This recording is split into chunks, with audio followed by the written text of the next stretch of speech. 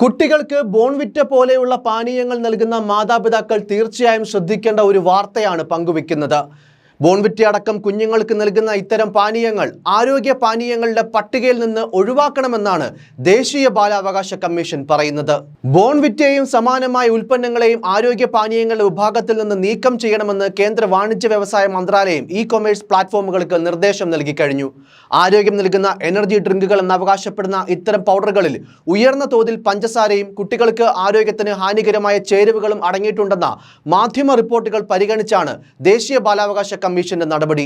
ഈ മാസം ആദ്യം പാലധിഷ്ഠിത മാൾട്ടധിഷ്ഠിത പാനീയങ്ങൾക്ക് ആരോഗ്യ പാനീയ ലേബൽ നൽകരുതെന്ന് FSSAI ഇ-കൊമേഴ്സ് പ്ലാറ്റ്ഫോമുകളോട് ആവശ്യപ്പെടുന്ന സാഹചര്യവുമുണ്ടായി.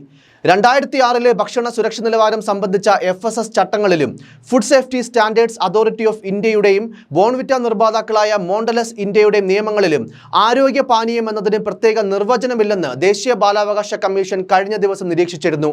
ഇതിനെ തുടർന്നാണ് കേന്ദ്ര ഗവൺമെന്റ് ഭാഗത്തു നിന്നും ഇത്തരമൊരു നിർദ്ദേശം ഇ-കൊമേഴ്സ് പ്ലാറ്റ്ഫോമുകൾക്ക് നൽകിയത്.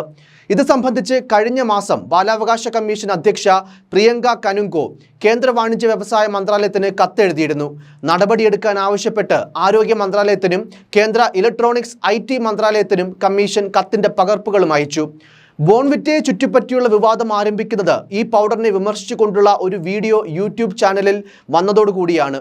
ഉയർന്ന തോതിൽ പഞ്ചസാരയും അതുപോലെ കൊക്കോ സോളിഡുകളും ഹാനികരമായ അഡിക്റ്റീവുകളും അടങ്ങിയതാണ് ബോൺവിറ്റയെന്നാണ് യൂട്യൂബ് ഇൻഫ്ലുവൻസർ രേവന്ത് ഹിമന്ത് സിംഗ തൻ്റെ ചാനലിൽ പോസ്റ്റ് ചെയ്ത വീഡിയോയിൽ വിമർശിച്ചത്.